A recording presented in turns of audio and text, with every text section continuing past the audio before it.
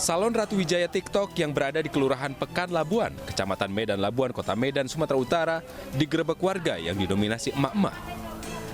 Warga menduga salon TikTok ini dijadikan tempat maksiat dan meresahkan masyarakat. Keributan sempat terjadi antara pekerja salon yang marah kepada warga. Tempat maksiat bukan di sini, itu benteng satu orang. Polisi yang tiba di lokasi meminta identitas penghuni salon dan mencoba meredam kemarahan warga. Kumpul kampung. Udah berapa lama sering orang ini? Udah sering kali lah. Udah 3 kali dapat peringatan, udah 2 kali. Jadi sekarang ini ini mau didemon lah ini. harapannya kayak gimana nih? Harapannya keluarlah dari sini, jangan ada tinggal lagi. Aksi warga reda setelah pemilik salon menandatangani surat perjanjian tidak akan mengulangi perbuatannya serta diminta pindah dari lokasi tersebut. Dari Medan, Sumatera Utara, Yuda Bahar, iNews melaporkan. Pemirsa, sejumlah relawan diterjunkan untuk membantu memulihkan trauma akibat bencana erupsi Semeru di Lumajang, Jawa Timur. Sejak erupsi, warga sudah berada di pengungsian lebih dari 3 pekan.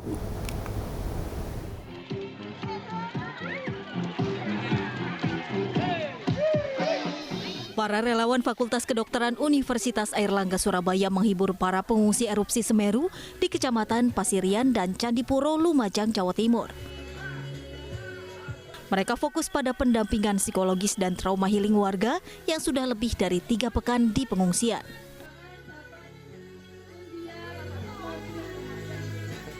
Beberapa kegiatan yang mereka lakukan tentu melaksanakan yang saat ini mungkin lebih ke arah trauma healing ya, untuk memunculkan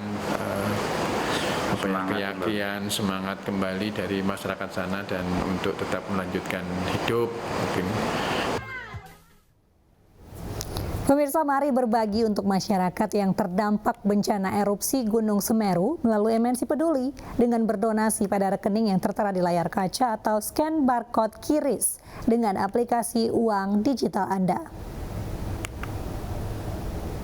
Pemirsa, kewaspadaan masuknya varian Omikron ditingkatkan pemerintah di tengah program pemulihan ekonomi nasional yang terus berjalan. Momentum pemulihan ekonomi ini perlu dijaga agar dapat meningkatkan kesejahteraan masyarakat yang terdampak pandemi COVID-19.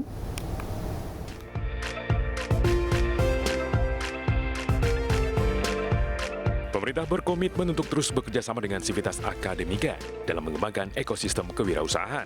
Hal ini penting dilakukan untuk mempercepat pemulihan ekonomi nasional di tengah telah masuknya COVID-19 varian Omikron ke Indonesia yang perlu diwaspadai.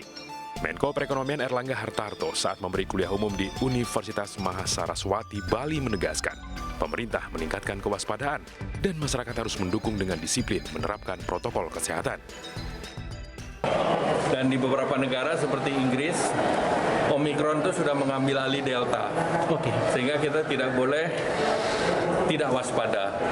Tetapi pemerintah tetap akan mengenakan level berbasis standar WHO. Di hadapan mahasiswa, Erlangga juga menegaskan kemampuan adaptasi tinggi, kompetitif, berjiwa entrepreneur, dan berkarakter menjadi syarat utama yang perlu dimiliki oleh generasi muda untuk mendirikan usaha sendiri ataupun bekerja di tempat kerja. Dari Denpasar, Bali, Indira Ari, iNews melaporkan. Arus lalu lintas kawasan Puncak terpantau ramai lancar. Dibandingkan 2 hari sebelumnya, volume kendaraan cenderung berkurang, terutama di kawasan jalur wisata Puncak. Selama libur Nataru, pengunjung kawasan Puncak harus melalui proses pemeriksaan ganjil genap dan juga pemeriksaan vaksinasi lewat aplikasi Peduli Lindungi. Bagi pengunjung wisata Puncak yang belum divaksinasi, maka pengunjung langsung diarahkan ke sentra vaksinasi terdekat. Sementara itu, jika dibandingkan tahun lalu, kondisi lalu lintas menurun. Puncak arus lalu lintas di kawasan Puncak terjadi kemarin, masyarakat diimbau untuk tidak larut dalam euforia liburan.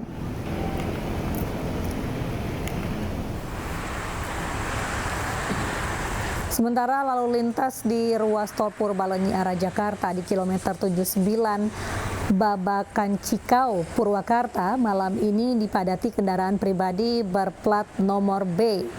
Bahkan laju kendaraan kian tersendat saat kendaraan besar di jalur yang sama melaju lambat.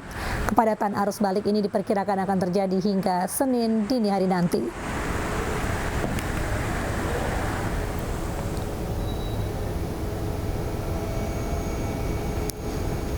Kepala Korps Lalu Lintas Polri, Irjen Pol Firman Shanti Budi, meminta semua pihak untuk memperhatikan kondisi infrastruktur jalan dan jembatan yang dipadati kendaraan saat libur Nataru. Faktor cuaca juga harus menjadi perhatian, mengingat banyak kecelakaan terjadi saat cuaca buruk. Masyarakat diimbau mempersiapkan perjalanan dengan baik dan tetap memperhatikan protokol kesehatan, mengingat saat ini masih dalam masa pandemi COVID-19.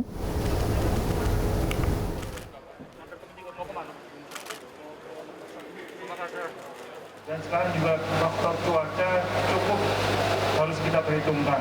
Artinya kepada seluruh stakeholder, hal-hal yang nanti bisa kemungkinan menghambat perjalanan, katakanlah jembatan, jalan-jalan fisik yang akan dilalui oleh masyarakat yang akan melakukan perjalanan ini betul-betul dilaksanakan pemeriksaan-pemeriksaan. Kita tidak berharap ada peristiwa-peristiwa. Sejumlah tempat wisata dipadati warga Jakarta yang mengisi libur Natal dan akhir pekan. Kawasan Ancol dan Kota Tua menjadi pilihan destinasi wisata warga. Dan pemirsa, informasi ini sekaligus menutup iNews Malam. Pemirsa, meskipun situasi pandemi makin membaik, disiplin memakai masker harus tetap dijaga walau sudah 2 kali vaksin. Terlebih lagi, jelang Natal dan Tahun Baru, masyarakat juga diimbau membatasi kegiatan untuk mencegah lonjakan kasus. Ingat, tetap waspada, COVID-19 masih ada. Salam sehat. Saya Mirfa Suri dan kerabat kerja yang bertugas undur diri. Terima kasih. Sampai jumpa.